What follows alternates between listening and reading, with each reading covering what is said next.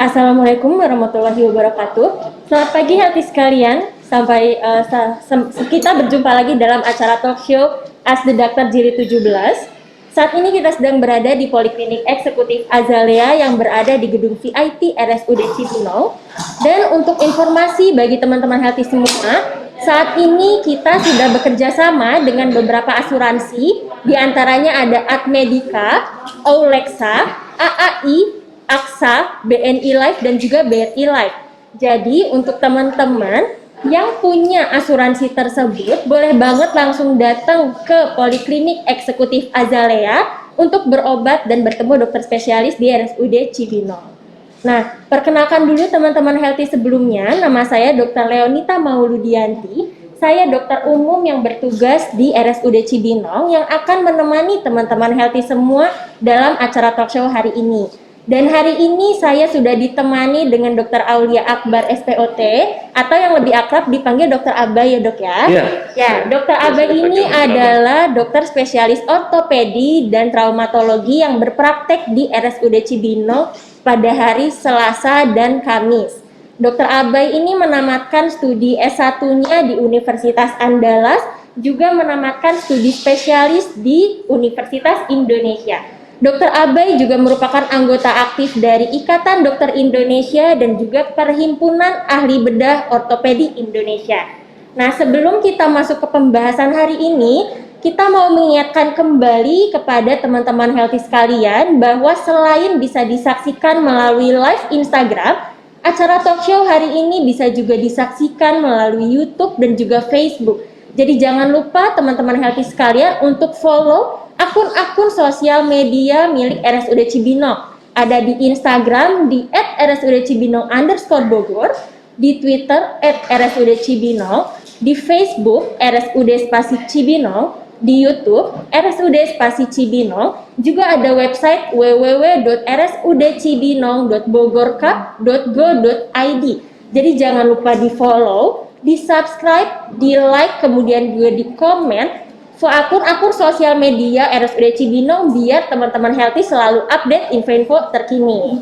Nah, Dokter Abai ini kayaknya teman-teman healthy udah nggak sabar nih dok untuk bahas hari ini ya dok ya. Nah, hari ini kita akan bersama membahas tentang mitos dan fakta seputar kesehatan tulang dan sendi. Nah, Dokter Abai mungkin kita mulai aja ya dok ya. Boleh Dokter Leo. Ini Dokter Abai, teman-teman healthy ini sebetulnya penasaran dok. Kalau spesialis ortopedi dan traumatologi itu apakah hanya menangani kasus patah tulang atau ada yang lainnya nih dok? Boleh nih dok? Oh ya, oke, terima kasih Dokter Leo sebelumnya, juga kepada tim dari RSUD Cibinong. Sebelumnya saya mengucapkan banyak terima kasih karena telah diundang di sini, terutama tim dari PKRS ya, Promosi Kesehatan Rumah Sakit RSUD Cibinong, yang menurut saya luar biasa mengadakan acara seperti ini dan ya, memang sudah berlanjut beberapa kali ya dan rutin. Sebelumnya izinkan saya memperkenalkan diri. Memang tadi yang seperti Dr. Leonita singgung, memang nama asli saya itu Dr. Aulia Akbar. Iya dok. Cuman kadang di lapangan lebih dikenal dengan nama panggilan saya, ya, alias nama panggung ya. Oh, nama panggung ya, ya. Itu Dr. Abai. Kadang masalah gini, keseringan kita tuh lebih dikenal dengan nama panggilan, bahkan kalau pada saat situasi tertentu tuh kalau kita lagi dicari-cari malah nggak ketemu karena yang dicari adalah nama aslinya gitu. Oh iya dok. Soalnya sedikit pengalaman di poli seperti itu, jadi nyari nama asli saya kok nggak ada yang tahu gitu. Oh iya, baik. Nah, cuman itu sekedar intermezzo aja. Iya. Sedikit ya, paling Dokter Leonita tadi disinggung tentang seputar ortopedi ya dan traumatologi. Memang nggak bisa kita pungkiri di kalangan awam atau masyarakat biasa lebih dikenal tuh kalau dokter ortopedi itu khusus patah tulang gitu ya. Patah tulang ya. Khusus patah tulang, misalnya kecelakaan, patah-patah atau jatuh gitu. Berobatnya kemana? Dokter bedah tulang. Nah, kalau dulu ingatnya dokter bedah tulang. Sebenarnya kalau menurut pribadi saya nggak salah dan mungkin malah memang lebih dapat gitu karena Indonesia, kalau kita berbicara di Indonesia itu sangat luas. Jangankan wilayahnya berpulau-pulau, bahasanya pun beragam. Adat istiadatnya juga beragam. Termasuk tingkat pendidikan dan juga educational background dari setiap warganya di daerah-daerah di Indonesia itu pasti beragam ya. kadang kalau kita sebutkan istilah ortopedi atau dokter spesialis ortopedi, mungkin pada kenyataannya di lapangan banyak yang nggak tahu atau banyak yang awam. Oh iya. Karena saya dulu pernah punya pengalaman saat saya coba main ke salah satu universitas negeri ya di Indonesia, mengadakan survei kesehatan. Iya dok. Saat itu saya tanya, ada yang menanyakan, dokter ortopedi itu dokter yang untuk kita datangi kalau kita mau ninggin badan ya? Oh iya iya. Itu salah satu, itu fakta yang menarik. Yang kedua, kalau lagi cari-cari ini, sekarang kan marak yang ini ya, apa, online shopping, Oh, iya, platform-platform jual beli digital. Iya lagi hits ya dok. Jadi kalau kita tulis keyword untuk search itu alat peninggi badan, yang keluar tuh ortopedi gitu. Oh iya. Itu iya. salah satu insight aja bahwasanya yang beredar atau yang dimengerti masyarakat kita memang jauh dari dugaan gitu. Iya iya. Bahkan saya sempat berpikir lebih bagus istilah dulu, jadi orang tahu bedah tulang. Oh, Walaupun pada ruang lingkupnya dunia ortopedi dan traumatologi bukan hanya saja tentang tulang, tetapi mengenai juga kesehatan, baik itu tulang itu sendiri, otot, urat, sendi, ligamen, dan juga secara keseluruhan fungsi muskuloskeletal. Muskuloskeletal ini kalau kita umpamakan kita punya badan, yang bikin berdiri badan kita adalah tulang, tetapi yang bikin menggerakkannya adalah otot. Nggak cuma otot dan tulang, ada juga persendian, ada juga urat, ada juga jaringan-jaringan yang menyokong. Oh iya iya. Jadi kalau dibilang dunia ortopedi itu hanya patah tulang, tidak sepenuhnya tepat ya. Tetapi jauh lebih luas dari itu. Contoh kasus mungkin dokter Leonita pernah, saya kesleo, nggak disebut patah tulang kan. Cuman memang kalau rata-rata di masyarakat awam kita kalau udah nyebut kesleo, pikiran pertamanya apa?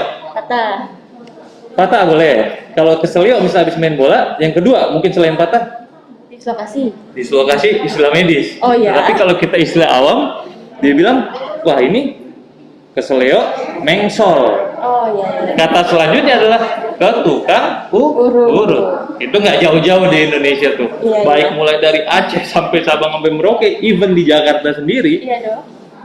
kebiasaan itu masih tetap ada. Jadi orang cedera kesleo, baik itu aktivitas olahraga atau jatuh, aktivitas kerja, yang dipikir pertama tukang urut nih kesleo. Iya dok. Walaupun itu sebenarnya nggak sepenuhnya tepat seperti itu dokter. Oh iya siap dok. Berarti luas sekali nih teman-teman Healthies, tidak hanya patah tulang ya dok ya. Nah teman-teman Healthies juga penasaran nih dok, kan SPOT itu spesialis ortopedi dan traumatologi. Nah istilah traumatologi ini mungkin teman-teman Healthies bingung dengan trauma psikis nih dok. Trauma psikologis. Jadi bingung kok bedah tulang ngurusin trauma psikologis. Nah ini traumatologi ini sebetulnya gimana dok? Boleh dijelaskan dok? Oke. Jadi gini.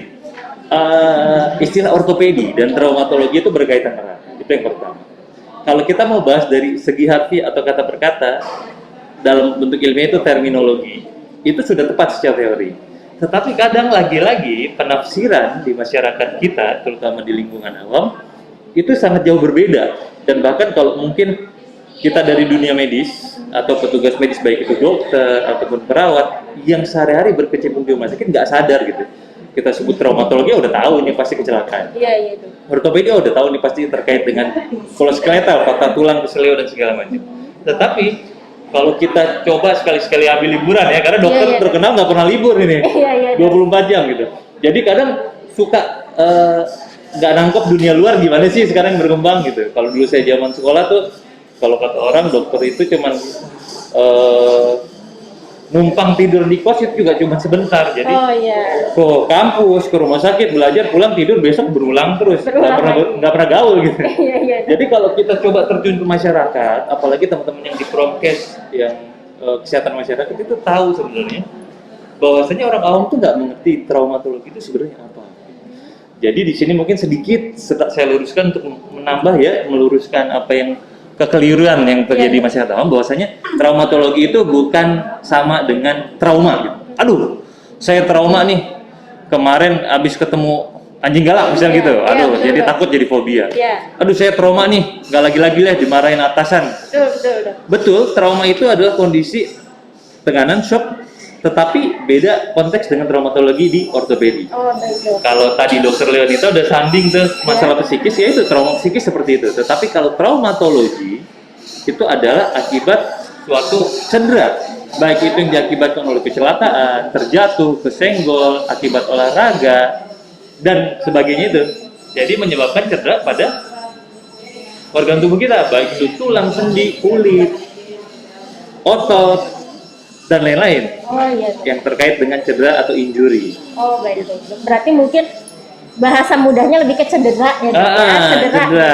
Ataupun juga kecelakaan motor, Iya. kecelakaan kerja, itu cedera kan? Cedera. Nah itu traumatologi dalam dunia ortopedi. Oh baik Gitu baik yang dok kita- ya. Baik. Nah dokter Abai mungkin boleh sharing nih dok, sebetulnya selama dokter Abai praktek di RSUD Cibinong itu kasus apa saja yang sering ditemui dok? Kalau kasus kita cukup beragam. Baik. Kebetulan memang saya juga merasa terhormat sekali ya diberikan kesempatan untuk mengabdi dan berpraktek di RSUD Cibinong, terutama oleh direktur dan juga senior-senior saya di ortopedi, ada Dr. Wahyu Eko dan Dr. Fahri dan rekan-rekan jajaran lainnya. Rumah sakit tidak bisa dipungkiri memang, bahkan saya sebelum masuk ini sempat kaget loh. Iya dok. RSUD Cibinong itu di mana sih? Jujur-jujuran di mana sih? Iya. Kok saya nggak tahu, harus buka Google Map ya. Untuk Iya, sekarang iya. udah modern ada Google Map. Udah gampang lihat. Udah gampang. Heeh. Kebetulan saya juga domisili di Jakarta, jadi agak nggak familiar. Ternyata Oh, iya. nggak jauh, nggak Iya, jauh iya. dari Jakarta, cukup 1 jam kurang. Dan setelah saya lihat, oh ternyata RSUD Cibinong ini rumah sakit besar, termasuk salah satu rumah sakit rujukan di wilayah Bogor, baik itu kota ataupun kabupaten. Iya. Dan setelah saya berkecimpung di sini sudah hampir 3 tahun, dan itu memang saya buktikan pasiennya cukup beragam. Jadi beragam jenis penyakit ortopedi, bahkan penyakit yang terkait dengan yang lainnya itu banyak banget di sini. Dan alhamdulillah memang kita disupport dengan fasilitas yang menurut saya cukup diacungkan jempol, karena nggak sekala saing dengan rumah sakit besar di Oh, iya, dok. Jakarta. Itu yang bikin saya kaget sampai sini. Wah ternyata lengkap banget gitu. Bahkan lebih canggih dari beberapa rumah sakit di Oh, Jakarta untuk fasilitasnya. Iya. Dengan support atau didukung fasilitas lengkap, otomatis insya Allah kita bisa, dan alhamdulillah kita bisa menolong banyak pasien dan beragam jenis penyakit, baik itu patah tulang akibat trauma ya, yang tadi kita bilang traumatologi atau cedera injury, ya, dok. bisa macam-macam, akibat terjatuh, kepleset di rumah, atau yang paling sering paling banyak adalah kecelakaan bermotor gitu. Yang kedua adalah korban. Oh. Kenapa saya bilang korban? Pertama gini, dulu kalau kita pernah, akhirnya saya coba gali-gali tentang Cibinong itu. Mungkin dokter Leonita familiar ya masalah tukang urut, beserta jargon-jargonnya tuh. Ada haji bla bla bla, Iya iya dok. ada ciman bla bla bla, Iya, gitu iya. kan. Ada guru bla bla bla, itu banyak banget tuh tukang urut yang udah ternama. Iya dok. Dan ternyata ada satu daerah namanya Cimande, ya mungkin kita udah tahu sama tahu tuh terkenal dengan apa. Ternyata saya baru tahu itu tinggal ngesot dari Cibinong gitu. Oh iya. Heeh. Dekat ya. Jadi kalau saya bilang, kalau saya boleh menganalogikan secara personal, orang yang sudah menderita patah tulang akibat penyebab yang berbagai macam tadi saya sebutkan, dia udah menjadi korban gitu. Saat dia datang ke orang yang tidak tepat, salah satunya yang banyak bermukim di daerah tersebut, dilakukan tata laksana atau penanganan yang tidak tepat secara medis dan kondisi penyakitnya. Jadi dia menjadi korban yang kedua gitu. Oh iya. Dan dok. pasien-pasien seperti itu yang sudah mengalami maltreatment kalau kita istilahnya, salah penanganan di awal, sehingga mudaratnya tuh jadi double kuadrat tuh. Di korban pertama iya, dia jatuh, ditambah salah penanganan, menderita lagi jadi korban kedua. Nah itu pasien itu yang banyak di kita. Oh. Justru lebih Jadi- banyak yang seperti itu ya. Dok, ya? Bener. Jadi kalau istilah medisnya itu neglected ya. Oh, neglect itu seperti apa dok? Neglected itu yang dari awal mengalami kelainan atau problem pada kesehatan tulang dan sendi, tetapi salah penanganan. Oh baik-baik dok. Saya berbicara di sini dalam konteks non medis ya, Iya iya. baik itu pengobatan alternatif ataupun yang lainnya. Dan ternyata outcome-nya tidak sesuai diharapkan, baru ke kita. Oh iya. Dan itu banyak. Jadi pertama tadi saya sebut paling banyak kecelakaan lalu lintas, yang kedua kasus-kasus seperti itu. Oh baik-baik. Selebihnya adalah kasus-kasus terkait penuaan atau istilah medisnya itu degeneratif. Oh iya dok. Baik itu meliputi sendi, baik sendi lutut, sendi panggul atau tulang belakang. Nah, karena kita mau nggak mau ya, onderdil mobil aja kalau sudah bertahun-tahun harus butuh reparasi dan butuh pergantian. Ganti ya, Begitu Dok. pula analogi simpelnya untuk organ-organ ataupun bagian tubuh dari kita. Makin menua pasti nggak mungkin makin bagus, pasti makin menurun. Itu udah hukum law of nature-nya seperti Oh, itu. baik, Dokter. baik. Oh, nah ngomong-ngomong tadi patah tulang, kan tadi Dokter Abai sempat sebut yang kasus neglected ya dok, Iya, atau salah penanganan. Nah sebetulnya apa sih dok efeknya kalau misalnya ada teman-teman healthy yang patah tulang, kemudian salah penanganan, lalu baru datang ke ortopedi, kedepannya apakah ada efeknya dok? Oke, sebenarnya ini ruang lingkupnya luas ya. Dalam artian kalau kita sebut salah penanganan itu dalam pengertian medis. Sayangnya di dunia masyarakat, di dunia awam itu nggak bisa kita campur adukan antara medis dengan non medis. Jadi diperbandingkan karena itu nggak apple to apple. Nah, yang dialami masyarakat banyak di dunia awam kadang dia masih mengkotak-kotakan itu. Jadi ini mah nggak usah ke dokter, ini cukup ke tukang urut patah. Atau saya lebih sebut ekstrimnya kalau boleh, saya personal menyebutnya dukun patah tulang. Oh, Kita iya. fair-fairan aja. Karena memang itu salah satu jargon yang sudah terkenal. Kalau bahasa Inggrisnya bone setter. Terserah istilah daerah itu macam-macam. Kalau daerah Sumatera Barat itu tukang urut lah, sangkal putung di Jawa, di sini juga macam-macam.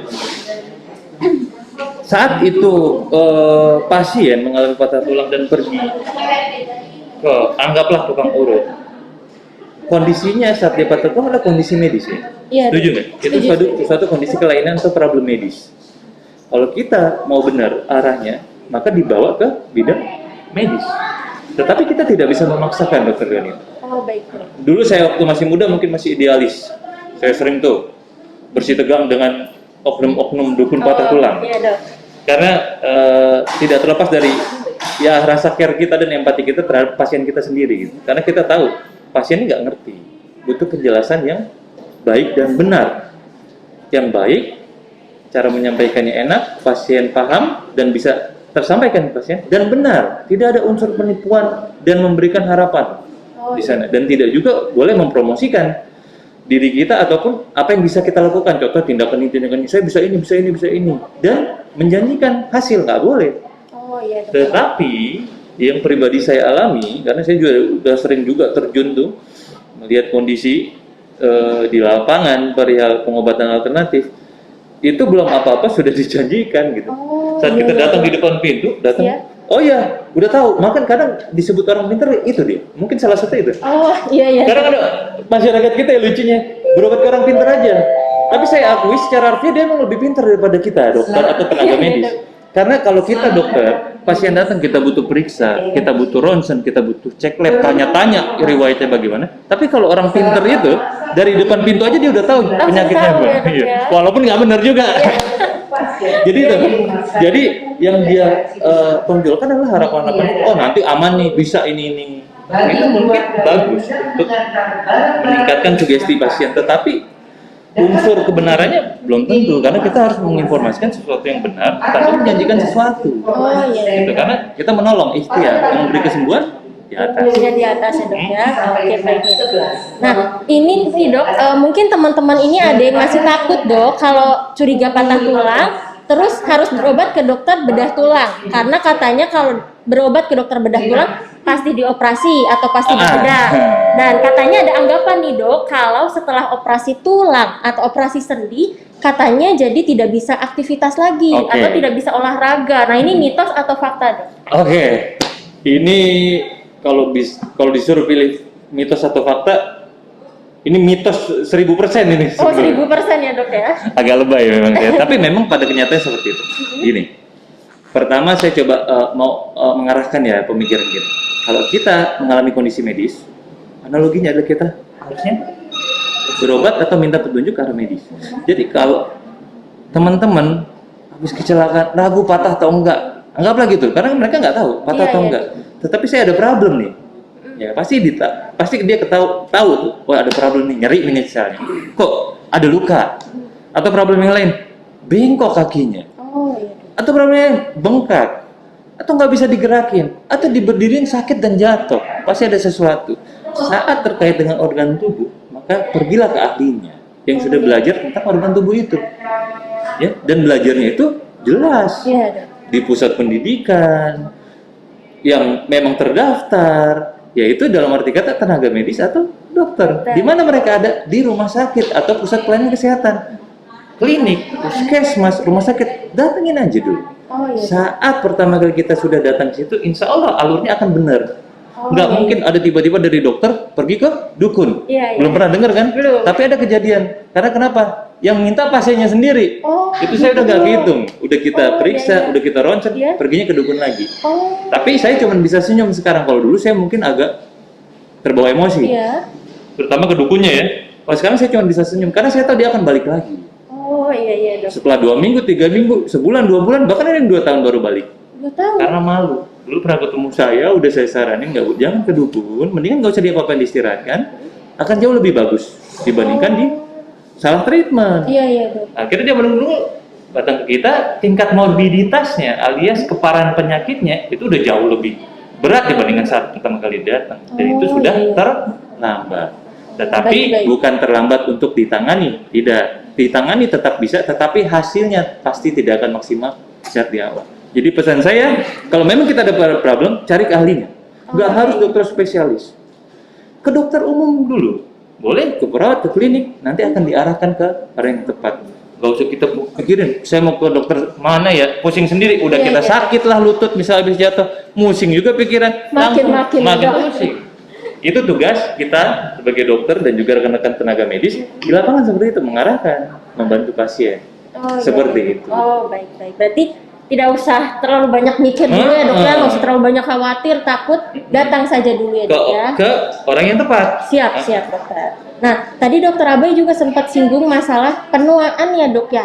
Masalah penuaan di sendi-sendi. Nah, ini ada anggapan nih, Dok. Katanya nyeri sendi itu memang proses normal penuaan. Jadi tidak bisa dicegah.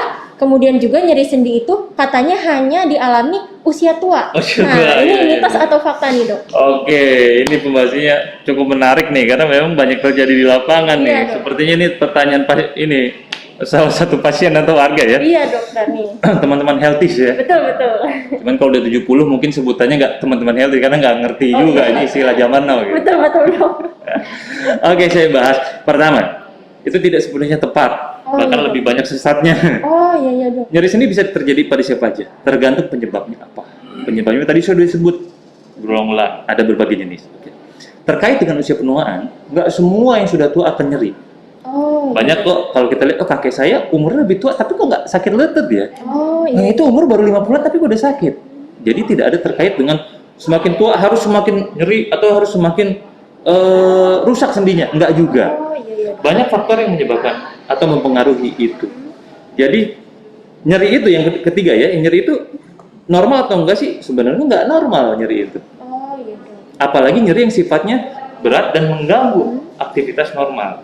Kecuali misalnya kita umur udah 70-an, tapi berjiwa muda, masih lari-lari segala macam, terus timbul nyeri, itu udah wajar. Oh, Maksudnya itu nggak usah heran lagi, orang udah tua, tetapi aktivitas seperti anak 50 tahun lebih muda, ya nggak mungkin dong. Iya, iya. Nah, anggaplah kita mobil udah tahun 50-an, kita bawa ngebut di tol Jagorawi, padahal mobil ini nggak pernah dirawat selama ini. Kecuali mobilnya agak terawat, mungkin agak lebih kencang ya, seperti itu. Oh, Nah, kenapa si kakek ini sakit, kakek ini nggak sakit walaupun lebih tua? Banyak faktor penyebab. Mungkin kakek yang sakit walaupun lebih muda, dulu saat mudanya aktivitas fisiknya berat, sehingga terjadi mekanisme wear and tear, alias bahasa awalnya aus. aus. Kalau kita ngomong misalnya, anggap contoh ya dokter Iya. Lena, nyeri sendi lutut. Mm-mm. Kita umpamakan itu seperti engsel pintu. Oke. Engsel pintu yang sering dipakai, dia lama-lama akan aus. Begitu juga sendi lutut kita. Oh, Apalagi tidak pernah dirawat, tidak pernah diistirahatkan, dan tidak pernah exercise yang betul. Jadi exercise selama masih muda, selama kita masih kuat, yang tepat bisa memperpanjang atau longevity dari fungsi sendi, termasuk menghindari baik-baik. nyeri. Oh. Gitu. Nah, ngomong-ngomong tadi ada aktivitas sama nyeri sendi ya, Dok. Ya, ini juga ada anggapan nih di antara teman-teman healthies. Katanya kalau udah punya nyeri sendi, dilarang olahraga. Nah, itu mitos atau fakta nih? Nah, ini sebenarnya maju mundur kena nih. Yang penting harus paham dulu penyebab nyeri sendinya apa. Oh, baik. Saat nyeri sendi akibat trauma atau kecelakaan, kita memang istirahatkan. Tidak boleh kita paksakan. Tetapi nyeri sendi karena proses degeneratif, ada kalanya kita harus promote. Promote itu men-encourage, menyemangati pasiennya jangan hanya diam. Karena saat nyeri sendi akibat penuaan atau osteoartritis kita bisa istilah medisnya atau pengapuran sendi baik itu lutut, panggul ataupun bahu, itu saat pasien nyeri dan dia nggak akan bergerak, habis itu dia takut bergerak. Oh iya iya. Karena takut nyeri lagi. Iya iya betul. Otomatis makin banyak penyakit yang bisa didapat kalau kita nggak bergerak. Pertama, sendinya pasti kaku. Dia nggak nyeri tapi dia nggak gerak dong. Kita nyetir mobil 2 jam dari Jakarta ke Bogor, Iya dong. posisi segini aja udah pegel. Iya, betul. Apalagi kalau dia berjam-jam pasti pegel. Otomatis gerakan sendinya juga nggak normal alias terbatas. Iya iya dong. Terus posisi dia aliran darah nggak bagus, hipertensi makin meningkat dan juga yang lain-lain. Nah, otomatis apa? Saat itu nyeri kita cari tahu dulu penyebab. Kita atasi penyebabnya dan atasi nyerinya. Dan kita semangati pasien harus tetap bergerak. Oh baik. Tapi kalau misal dokter Leonita atau kerabat amit-amit habis kecelakaan motor, nyeri sendi lutut, Iya. habis dengar dokter Abai bilang nih harus disemangati, jangan juga, itu beda konteksnya. Iya. Itu harus diistirahatkan. Jadi Iya. kenali dulu penyebabnya, itu dulu yang paling penting. Baik, berarti kita cari penyebabnya, kemudian nanti kita lihat kira-kira yang ini yang harus istirahat atau yang harus justru beraktivitas ya, Dok, Betul, ya. seperti Baik dok. Nah ngomong-ngomong sendi nih dok, ada banyak anggapan di antara teman-teman healthies bahwa katanya mandi malam, nah bisa bikin rematik, bisa bikin gangguan sendi. Nah ini gimana nih? Ini memang mitos yang sudah sangat melegenda nih. Oh mitos ya dok ya? Mungkin se Asia Tenggara kali ya. Iya iya. Dok. Bercanda. Jadi rematik ini mungkin kita dari zaman-zaman kecil udah sering tuh diingetin sama orang tua. Jangan mandi malam ntar rematik. Iya, Jangan mandi malam ntar dicium setan jadi biru-biru gitu. Rematik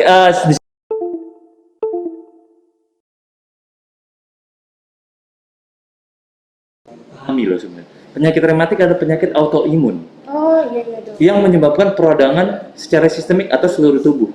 Tetapi nggak semua peradangan itu muncul gejalanya. Oh. Misal peradangannya lagi di daerah sendi dan kebetulan muncul nyeri, dicari tahu ternyata penyebabnya autoimun yaitu rheumatic disease. Oh. Bisa. Peradangannya di kulit, di pembuluh darah, begitu juga bisa terjadi. Tapi nggak semuanya terjadi simptom atau gejala. Itu dulu udah paham ya bedanya rematik mandi malam dengan rematik yang kita ketahui secara medis ya. Oke. Kalau kita coba menganalogikan apa sih sebenarnya yang dipahami oleh rematik oleh orang awam, mungkin dari pengalaman saya biasanya itu nyeri sendi, nyeri otot segala macem, dan dia udah ke bawah sugesti orang-orang awam juga, oh itu rematik. Iya iya dok. Nah, Langsung jadi ya, Dok? dia merasa nyeri,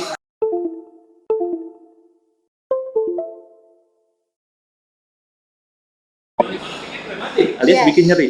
Itu tidak tepat menurut saya. Tidak tepat ya, Dok? Tidak tepat karena penyebabnya itu banyak. Mandi enggak, justru mandi bikin segar. Cuma saat otot sedang tense atau kontraksi, habis kita kerja seharian, aktivitas fisik berat, memang kita anjurkan untuk melonggarkan kontraksi otot dengan mandi air hangat, itu bisa merileks.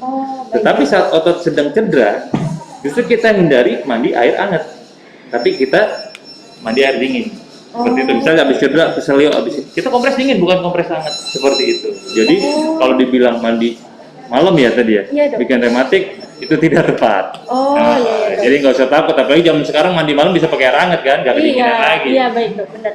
Nah tadi sempat kesinggung ya dok, kalau keseleo itu harusnya kompres dingin. Betul. Nah berarti kalau misalnya keseleo dioles obat gosok, dioles balsam itu kan katanya bisa sembuh nih dok katanya. Nah itu berarti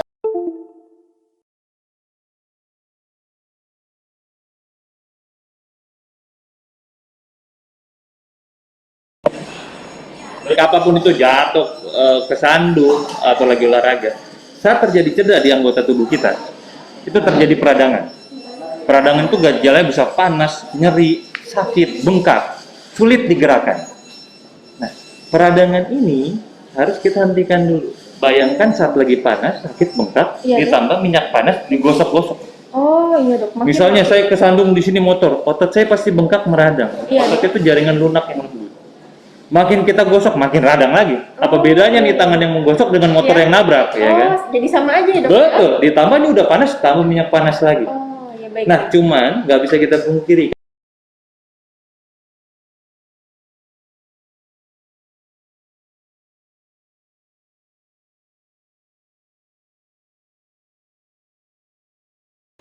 Mekanismenya nyeri gimana? Dia udah sakit, misalnya habis dikasih obat yang lebih panas dibandingkan sakitnya, maka yang dirasakan dari mindset otaknya adalah yang lebih panas. Iya. Kurang paham? Saya contohkan. Misalnya dokter Leonita habis kejedot pintu ya, Iya, Dok. sikunya. Iya. Sakit dong. Sakit. Datang ke saya ambil palu, Iya. saya ketok jempol kaki dokter Leonita, yang sakit yang mana?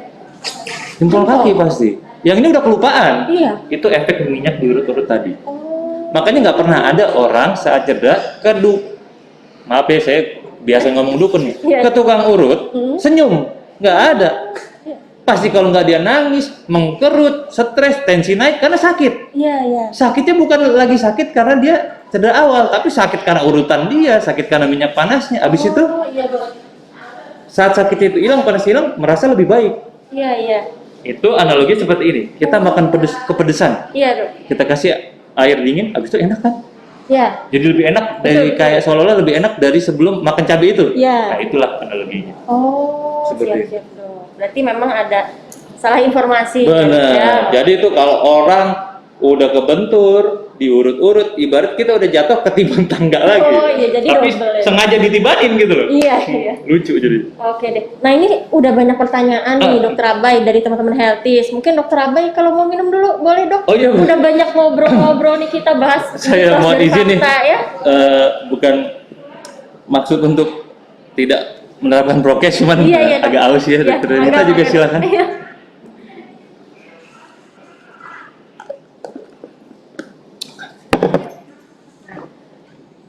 Ini udah banyak nih, Dok, teman-teman Healthies yang mengajukan pertanyaan nih.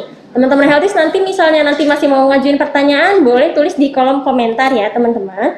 Nah, ini ada nih, Dok, pertanyaan. Katanya, apakah betul kolang-kaling bisa menguatkan sendi lutut, katanya, Dok? Kolang-kaling ya? Iya. Wah, jujur ini tadi nggak di briefing dulu di awal nih, saya baru dengar. Jadi kalau masalah kolang-kaling menguatkan sendi lutut, Iya, katanya, Dok. saya belum pernah baca jurnal ataupun paper ilmiah yang mendasari itu, dan saya yakin juga kalau dicari di jurnal internasional ataupun nasional nggak akan ketemu. Pokoknya kita cari kolang-kaling, Iya, iya, itu aja udah nggak ketemu. Betul. Jadi menurut saya itu hanya sugesti ya, dan pengalaman saya juga nggak pernah ada yang kayak gitu. Oh, baik. Kecuali tidak ada salah satu jenis makanan khusus yang akan menguatkan sendi, enggak. Tetapi kalau jenis konten atau dari nutrisi dari bahan makanan ada, contohnya hyaluronic acid. Oh, iya. Itu bukan menguatkan tetapi melancarkan sendi dan bisa merawat atau mencegah kerusakan rawan sendi lebih lama. Oh, Tapi kalau menguatkan, semua makanan bisa menguatkan sendi. Karena kenapa? Kalau nggak makan lemes. benar. Iya kan? Betul, betul. Coba puasa bulan Ramadan kemarin. Iya, lemes bawaan. Lemes. Bukan sendi doang yang nggak kuat, seluruh Semua. badan juga lemes. Iya, Dok. Oke nih, Dok. Nah, terus selanjutnya nih ada dari @chandra1265. Oke. Assalamualaikum, Dok. Mau tanya, untuk batas pengangkatan pen berapa tahun? Jika waktunya terlalu lama, apa akibat yang ditimbulkan? Nah, boleh nih, Dok. Oke, ini pertanyaannya sangat super sekali ya. Iya. Walaupun yang dijawab oleh dokter Abai bukan Bapak bla teguh gitu. Ini memang pertanyaan yang memang banyak ditanyakan gitu, Iya, dan banyak nggak terjawab juga gitu loh. Oh, Makanya selalu berulang pertanyaan ini. Jadi untuk pen yang sudah terpasang di dalam tubuh, sebenarnya di dunia ortopedi pemasangan pen, alat yang dipasang itu sudah memenuhi standar internasional. Alat yang dipasang dari Aceh sampai Merauke Iya, Dok. itu sudah terstandar. Oh, iya. Bisa jadi apa yang kita pasang di sini sama dengan apa yang kita pasang di Eropa, apa yang kita pasang di Australia, di Cina, dan segala macam. Yang penting itu standar implan yang khusus dibuat atau diproduksi untuk berada di dalam tubuh. Jadi standarnya udah medical grade. Gak dilepas pun tidak apa-apa sebenarnya. Kecuali ada beberapa alasan kita harus melepas. Oh, iya, Dok. Pertama, terjadi infeksi. Iya. Itu mau ngomong pen harus Harus dilepas. Karena untuk mengeradikasi atau memusnahkan kuman sepenuhnya, Oh, iya, Dok. pen itu harus dicopot supaya kuman-kuman yang mungkin terselip di pennya bisa bersih. Oh, iya, Dok. Yang kedua, pen itu patah. Patah. Misalnya, jadi jangan kaget dulu, pen yang dipasang patah. Jangan-jangan pennya ini KW nih. Oh, iya, Dok. Takutnya rusak dari sananya. Iya, gitu ya, atau Dok. pennya kaleng-kaleng nih. Iya. Enggak. percayalah semua yang kita pakai itu standar dan itu ada regulasinya. Oh iya dok. Analoginya gini aja, kalau kita mau ngomong awam, tulang siapa yang nyiptain? Tuhan dok. Itu aja bisa patah. Betul betul. Apalagi pen yang nyiptain manusia. Betul betul. Gitu loh. Tulang yang sekeras itu aja dihantam motor bisa patah. Masa pen dihantam mobil nggak patah? Lucu. Iya iya Seperti itu. dok. Jadi alasan patahnya bisa banyak. Bisa karena dia repetitif aktivitas kerja berat, tulangnya belum nyambung. Jadi yang menyangga itu pennya lama-lama fatigue namanya, lelah dia. Lama-lama bisa patah. Karena pen itu benda mati, nggak bisa remodeling seperti tulang, bisa beradaptasi dia. Pen itu akan tetap itu aja. Jadi kalau kita lihat masa pakainya dia nggak mungkin akan naik, kekuatannya pasti akan turun. Nah, itu alasan selanjutnya. Alasan yang selanjutnya mungkin pen itu mengganggu pergerakan sendi. Contohnya pennya bisa longgar, saat digerakin juga maju dan mengganggu, nge-blocking, itu bisa kita coba. Tetapi kalau pen yang pada tulang yang sudah sembuh, itu bebas. Pasiennya mau dicopot atau tidak, dan ada benefit and risk-nya. Oh gitu. Gitu. Nanti pertimbangannya oleh dokter. Pertanyaannya balik lagi, kapan sih batas pelepasan pen? Mau kapan aja bebas. Yang penting satu yang saya nyambung dulu tuh tulang. Oh. Jadi kalau itu belum yang penting ya, Dok? betul, kalau belum nyambung sih nggak bisa. Jangan kita copot karena nggak ada yang menyangga. Betul betul. Nah sekarang kalau untuk kita ambil in general, biasanya kalau tulang di anggota gerak atas syaratnya sudah nyambung, itu bisa kita lepas antara 1 sampai 1,5 tahun. Tapi kalau anggota gerak bawah seperti paha, tulang kering, kaki itu bisa 1,5 sampai 2 tahun. Dan itu pun tergantung beda-beda pasien beda. Jadi jangan minder dulu. Yang dia mau udah dicopot, kebetulan saya kok nggak copot-copot gitu. Jangan minder, beda-beda masing-masing badan orang. Oh, oke. Berarti nanti kalau misalnya teman-teman ada yang sudah dipasang pen, mau tahu kapan dilepas, mungkin berobat dulu ya dok, Betul, konsultasi dulu. dievaluasi dulu. Iya, boleh misalnya teman-teman mau konsultasi ke dokter Abai, boleh datang ke poliklinik kita hari Selasa atau Kamis ya dok ya. Ya. Nah selanjutnya ada nih dok, dari Warna Tanata. Katanya dok, dokter mau tanya dok, saya sering sakit pinggang. Apa ada pengaruhnya dengan tulang ekor saya dokter? Seperti Oke. itu dok. Oke, tadi dari Mbak siapa kalau boleh? Warna Tanata. Aduh. Oh, ini Mbak atau Mas nih? Kita anggap aja Mbak ya? Anggap aja Mbak. Tapi nggak diinfokan umurnya ya? Iya, enggak nih. Jadi begini, sebelumnya saya mungkin agak disclosure sedikit, karena kita kan di ruang media publik ya. Karena kalau seandainya konsultasi, mengaitkan identitas juga mungkin nggak boleh, karena kan medical record. Tetapi dengan yang bersangkutan menanyakan itu, otomatis sudah ada self concern ya. Iya dok. Tidak apa-apa sebenarnya. Cuman itu hal yang spesifik ya. Jadi kita harus periksa dulu dan kita harus tahu dulu riwayatnya kenapa. Oh. Tulang ekornya ada disebutkan nggak dulu kenapa? Enggak dok. Nah itu jadi bingung. Oh, Kalau masalah baik, nyeri pinggang penyebabnya banyak, percayalah. Baik golongan usia ABG, usia dewasa muda ataupun yang udah usia sepuh, itu penyebabnya berbeda-beda. Cuman gejala mungkin sama, nyeri pinggang. Oh iya. Kalau kaitannya dengan tulang ekor, sangat jarang terjadi kelainan pada tulang ekor yang paling ujung bawah, isolated problem, maksudnya kelainannya cuma tulang ekor doang gitu. Yang kelainan yang lain udah diselidiki nggak ada. Itu menyebabkan nyeri pinggang bawah, itu jarang banget. Oh jarang ya dok. Biasanya nyeri pinggang bawah disebabkan oleh hal yang lain. Oh. Tetapi kalau seandainya ada kelainan tulang ekor, duduk nyeri, duduk gak nyaman, itu mungkin. Itu yang paling sering terjadi. Biasanya habis jatuh terduduk, terus tulang ekornya geser atau patah, terus nggak nyaman nih beberapa bulan. Ya itu. Berarti harus dinilai ulang ya dok Betul. ya. Jadi boleh langsung konsultasi langsung ke dokter Abba ya dok ya. Oke. Terus ada lagi nih dok, dari Meita Putri Ananda. Katanya mau tanya, olahraga apa yang cocok untuk penderita OA genu yang sudah pernah di ACL dok?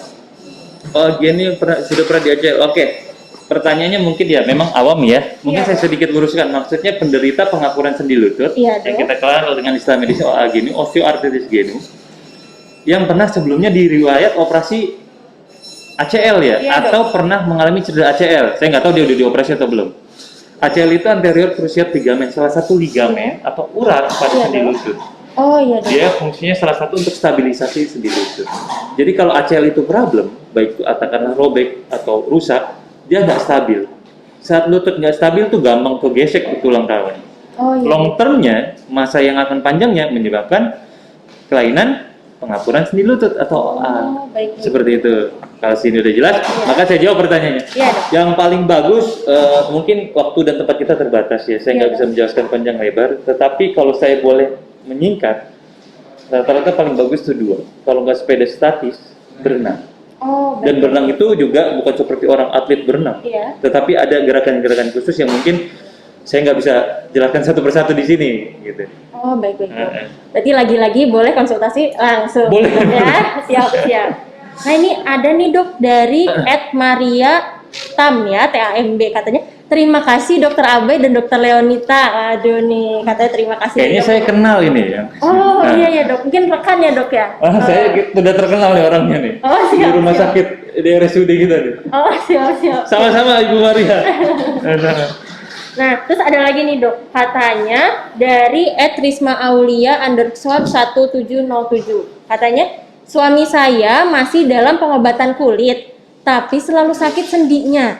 Tulang kering bagian kakinya kalau habis minum obat sembuh, tapi beberapa jam kemudian sakit lagi. Nah, katanya kenapa bisa seperti itu Dok? Oke, sebentar saya agak kurang nyambung. Tadi disebutkan penyakit kulit, Iya Dokter, tetapi keluarnya di sendi Dok. sendi, bukan di tulang kering ya. Katanya sih selalu sakit sendinya di tulang kering bagian kakinya. Oke, coba kita analisa dulu. Iya Dok. Suami saya kan masih dalam pengobatan kulit ya. Iya Dok. Oke, anggaplah ada dua kondisi yang berbeda. Berbeda ya Dok ya. Tapi yang harus kita cari tahu obat yang diminum apa dulu untuk obat kulit. Oh, Apakah iya. ada efek sampingnya nantinya ke sendi dan lain-lain.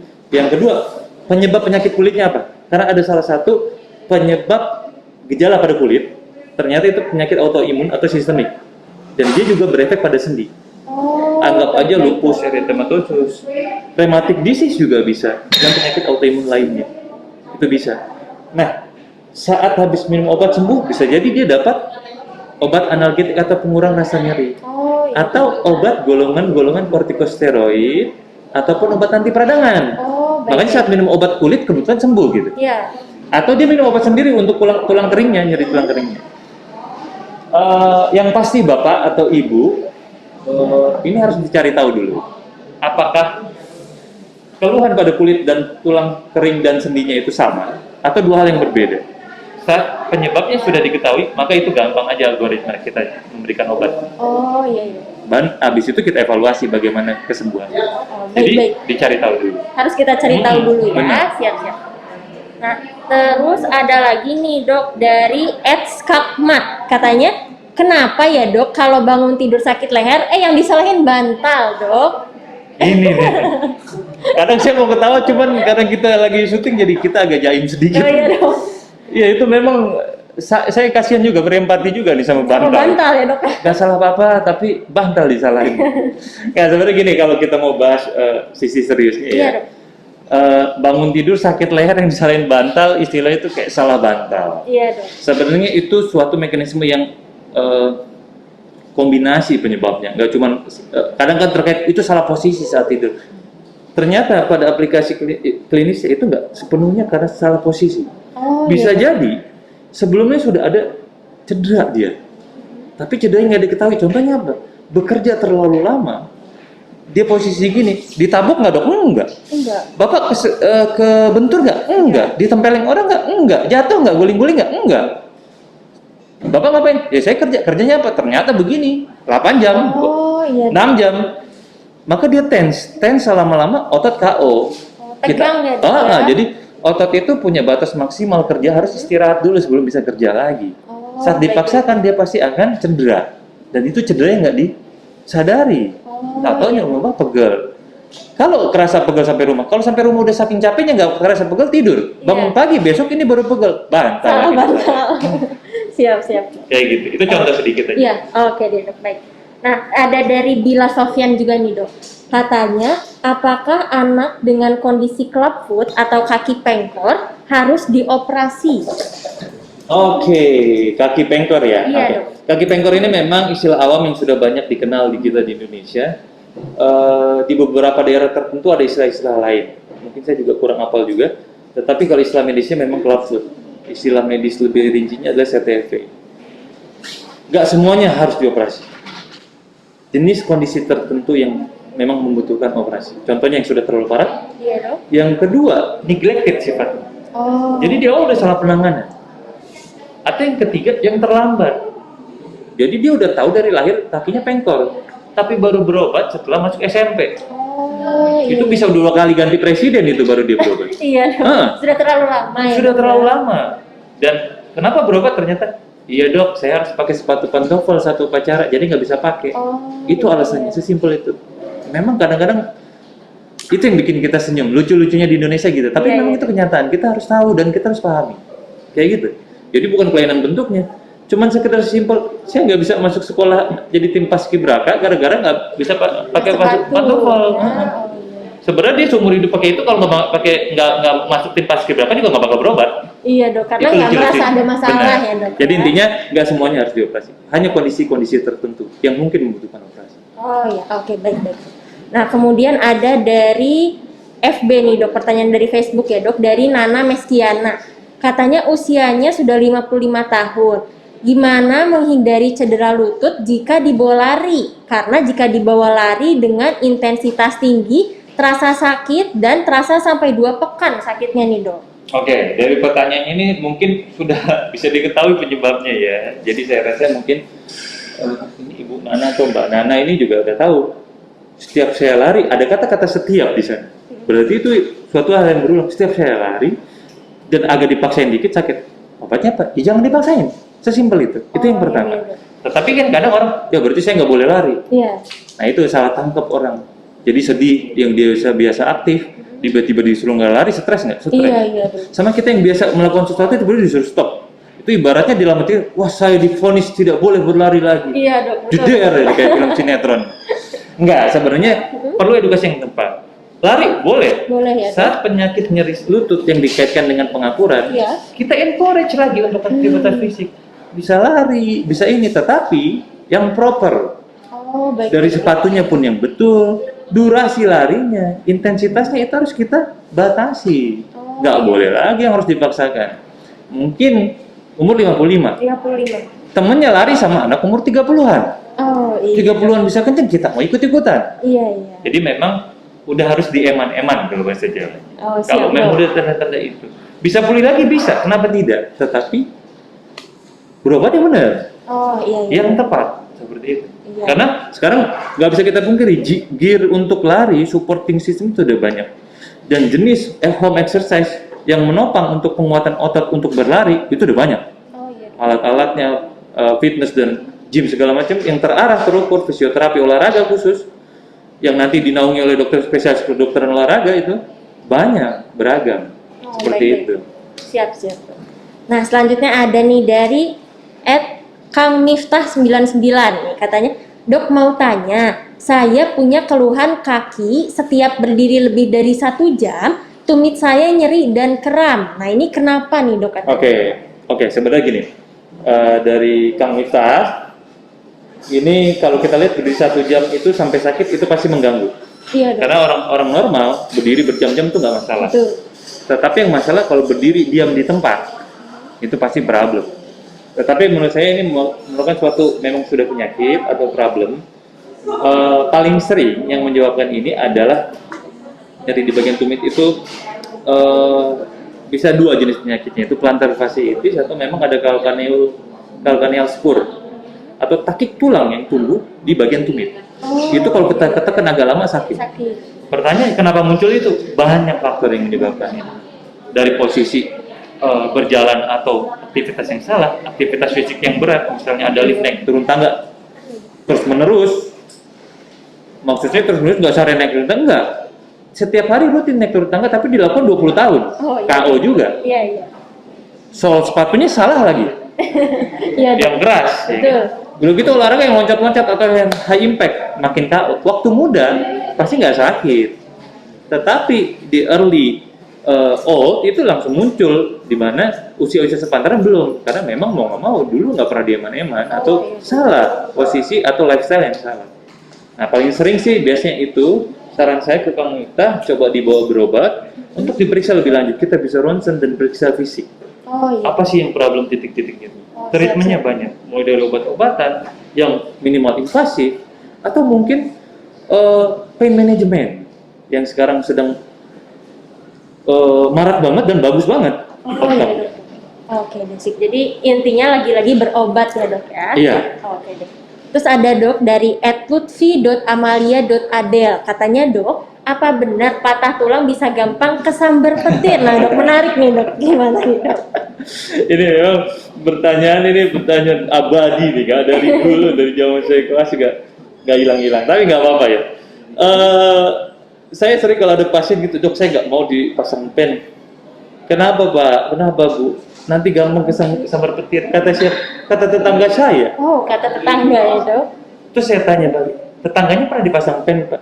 Enggak. Terus tetangganya tahu dari mana? Kata saudaranya lagi. Oh iya. Itu katanya sampai Merauke itu. Oh iya dok. Begitu runut. Jadi gini, Mbak Lutfi ya, percayalah kalau ada petir mau nyamber, sebelum kena Mbak itu kena atap rumah dulu. Iya betul.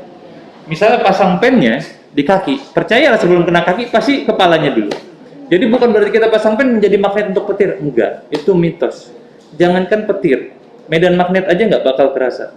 Karena salah satu bahan dari pen atau implant ortopedi itu titanium. Yang medical grade, yang khusus, bukan titanium di dunia industri, bukan. Itu nggak pengaruh dengan magnet di MRI bisa. Kadang metal detektor masih kedetek, tetapi nggak yang lebay-lebay banget. Jadi nggak ada kaitannya. Dan seumur saya jadi dokter belum pernah ketemu pasien terpasang pen gara-gara pennya kesambar petir. Ibaratnya dia jalan berdua nih sama temennya, hujan. Petirnya belok nih mau ketemunya ke dia jadinya. Nggak pernah ketemu saya tuh. Benar. Siap. Oke deh. Ini sebetulnya masih banyak nih dok pertanyaan, cuma sayang sekali waktu kita terbatas ya dok ya. Iya. Jadi untuk nanti teman-teman healthies yang pertanyaannya belum sempat terjawab atau mungkin belum sempat nulis tadi di kolom komentar, boleh nanti langsung kirim pesan ke akun sosial media RSUD Cibinong. Jadi nanti jangan lupa di follow, ada di Instagram di @rsudcibinong_bogor, di Twitter @rsudcibinong, di Facebook RSUD Spasi Cibinong, kemudian di YouTube RSUD Spasi Cibinong, atau nanti di www.rsudcibinong.bogorcup.go.id ya, atau nanti mungkin boleh langsung ketemu Dokter Abai ya dok ya di Poli hari Selasa atau Kamis. Nah mungkin Dokter Abai mau minum lagi dok, kita udah banyak ngobrol nih ya, ngobrol-ngobrol. Iya, cuman saya nggak enak nih, saya sendiri yang minum. Iya, oke, saya temenin ya Dok Abai ya.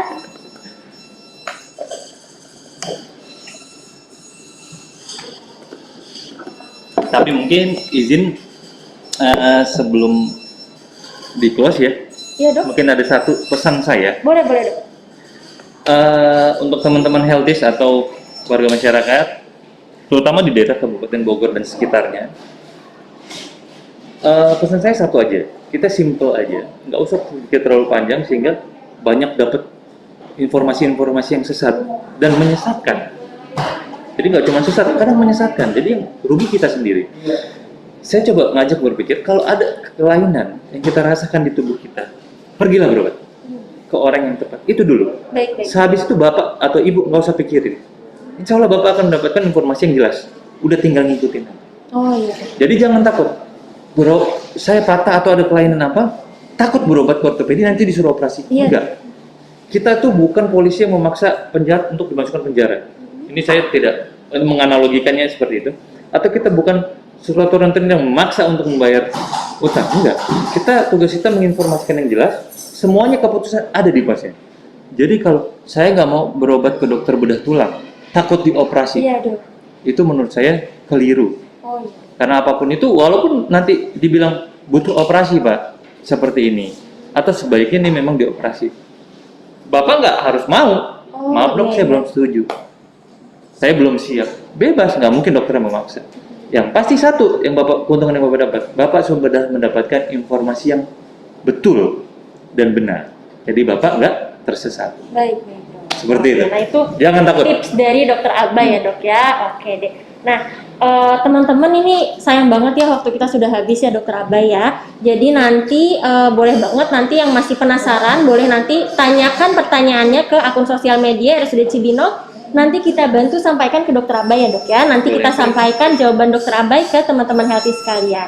Nah, teman-teman Healthies, kita juga mau nitip, jangan lupa selalu patuhi protokol 5M. Nah, 5M memakai masker, mencuci tangan dengan sabun, menjaga jarak, menghindari kerumunan, dan mengurangi mobilitas. Nah, terima kasih nih Dokter Abai untuk sharing ilmunya. Sama-sama Dokter Leonita. Ilmunya sangat menarik nih Dok, kita meluruskan Amin, mitos-mitos mudah-mudahan yang bermanfaat. beredar ya Dok ya. Iya. Amin, mudah-mudahan bisa bermanfaat untuk teman-teman Healthies sekalian. Terima kasih juga untuk teman-teman Healthies yang sudah bareng-bareng kita dari awal acara sampai akhir acara. Nanti mudah-mudahan kita bisa bertemu kembali pada acara Ask the Doctor jilid selanjutnya. Terima kasih. Wassalamualaikum warahmatullahi wabarakatuh. Terima kasih.